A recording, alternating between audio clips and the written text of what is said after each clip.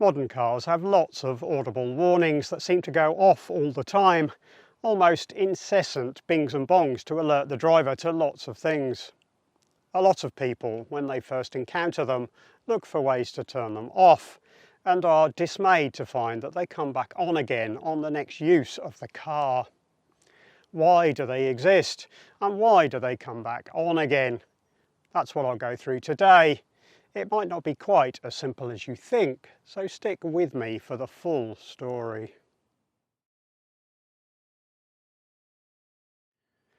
Hello everyone, I'm Andrew. Thanks for joining me on the electric transition.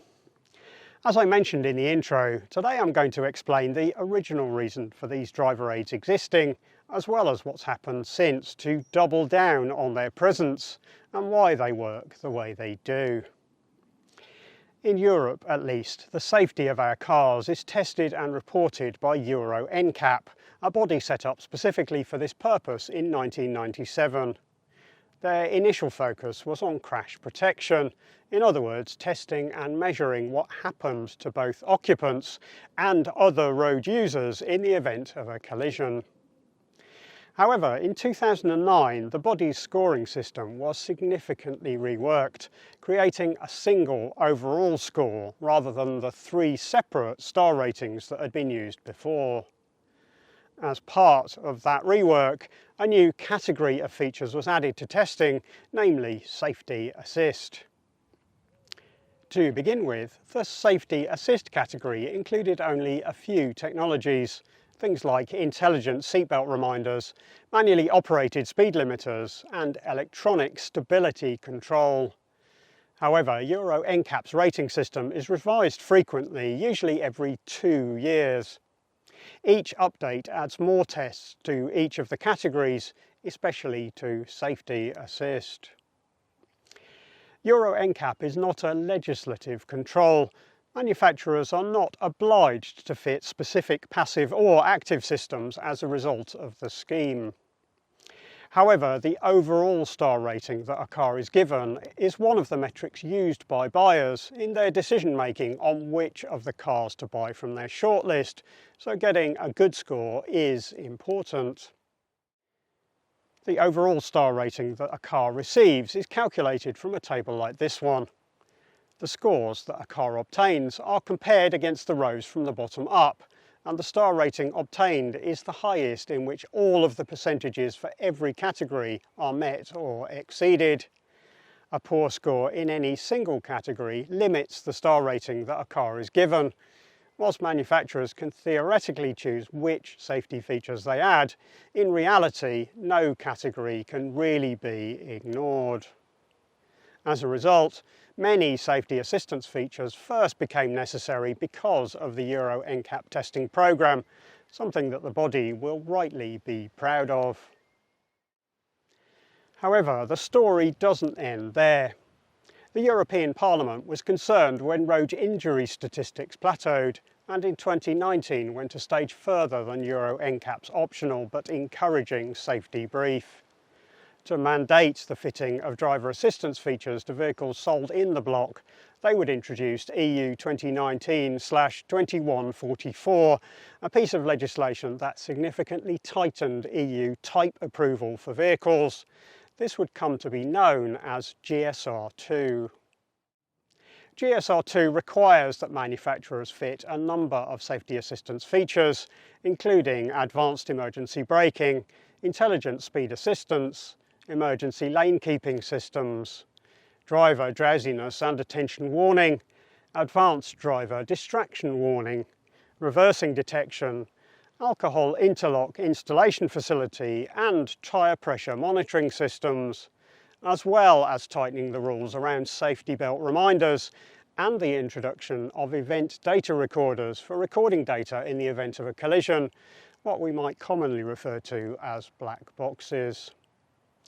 Not only does the legislation mandate the technologies, it also has a lot to say about how they must all work.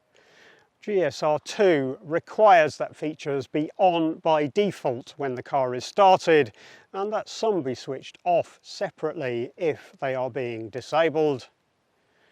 The dates on which these technologies needed to be implemented varied a bit, but by 2026 they are all pretty much required by this legislation. Therefore, it's probably GSR2 that has the most effect on our experience of these features these days. In the UK, things are a little nuanced. I know what you're thinking. That whole Brexit thing should mean this doesn't apply here, surely. But the situation is a little more complex than that. Ireland is a part of the EU, so GSR2 does apply there, of course. To simplify the trading of goods with Northern Ireland, the Windsor framework was created and has resulted in it also applying there. Ireland and Northern Ireland are both right-hand drive countries, and they both require cars that meet the GSR2 legislation. It makes life for manufacturers very difficult to do something different for Great Britain, a right-hand drive market whose cars do not need to meet the needs of GSR2, so ours pretty much inherit these rules by default. That's right, while GSR2 does not apply to Scotland, Wales or England, it might as well do, as expecting our cars to be specific to us is asking a bit much of manufacturers. We can't have it all our own way in practice. That's the bit of Brexit I always thought was a bit naive personally, but let's not open up that can of worms again. As it happens, it probably doesn't really matter. At the start of the year, the UK government initiated a consultation on Great Britain adopting our own interpretation of GSR2, updating our type approval to bring GB into line with Europe, and particularly Northern Ireland. Driven by the same concerns as the EU, namely the safety of our road users, and especially protecting vulnerable road users, the consultation captured opinions on mandating 18 of the 19 safety technologies included in GSR2. The only GSR2 technology excluded was the port needed to retrofit an alcohol interlock, a device intended for use if someone has been convicted of driving under the influence. For whatever reason, they decided that more work is required on that particular aspect, so that can has been kicked down the road this time around. We don't quite know the outcome of this latest consultation yet. It only closed on the 11th of May this year. However, there is clearly interest in including these things into the type approval process, so you'd think there is a fair chance of it happening. I guess we'll find out soon enough. Vehicle safety is constantly evolving, and for the final part of this story we return to Euro NCAP. In 2026 they have changed their rating system again. The old 4 categories into which tests were split have been replaced with what Euro NCAP refer to as the 4 stages of safety: safe driving, crash avoidance, crash protection and post-crash. This change in focus has resulted in the addition of new tests, such as checking that door handles function and vehicles can be made safe by emergency services. But perhaps the biggest change is that cars are now taken on drives to check the behaviour of assistance systems. These are long drives with over 1,000 kilometres covered, well over 600 miles of new testing. One of the major focuses for these drives is how well the driver assistance systems work in real-world use. Now systems are scored not just on what they should offer, but on how well they work in practice. The aim here is to make systems less intrusive, to avoid false triggers in normal driving, to stop things like phantom braking and invalid drowsiness or inattention alerts, and to make them less annoying as a result. Spokespersons at Euro NCAP have given multiple interviews in the last 6 months in which they've been keen to acknowledge that good drivers are finding these systems frustrating.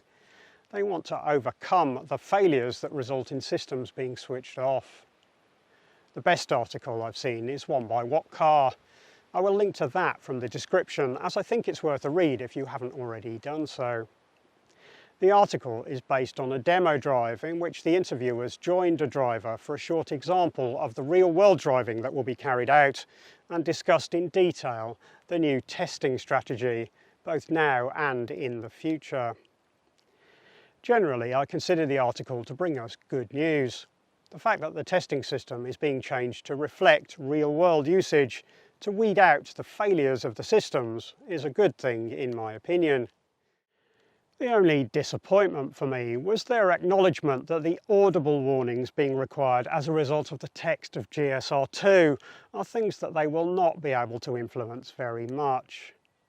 The beeps and bongs will remain, therefore, but the false triggering of them should happen far less, making them less frustrating, as they will rarely trigger when they shouldn't. In summary, many safety assistance features were introduced due to Euro NCAP, but that's not the only reason they exist, or exactly why they work the way they do. In Europe, GSR2 has had a fairly significant impact on them becoming ubiquitous and the details of how they are implemented. In the UK, things are complicated by the Windsor framework and how goods can pass easily between Ireland and Northern Ireland. Therefore, GSR2 does apply to both of those. What's more, the Department for Transport has held a consultation on whether the underlying technologies can also be mandated in the rest of the UK. However, Euro NCAP are refocusing to try to make the systems better. They want to ensure that they only trigger when they should, so systems will now become less intrusive given time. So there we have it, the slightly fuller picture on why safety assistance must exist in our cars in Europe. It happens to be a bit more complicated than you might first have thought. But tell me, what do you think about driver assistance systems? Let me know your experiences of these technologies and how they are required to work. Do you appreciate any of the assistance that we have now? Have any of these safety systems worked correctly to avoid an incident for you, or do you just find them an annoyance and always turn them off? Let me have your thoughts in the comments section. I look forward to hearing what you have to say about them. If you'd like to show your support for the channel, then there's a link to the Buy Me a Coffee website in the video description, as well as this QR code on screen to the same website if that's easier for you. A drink would be very gratefully received. If you've liked the video, then it is a big help to me if you click the thumbs up button, and I'd love to have you as a subscriber of the channel if you want to see more from me. Subscribing is free and helps ensure you know about any future videos I make.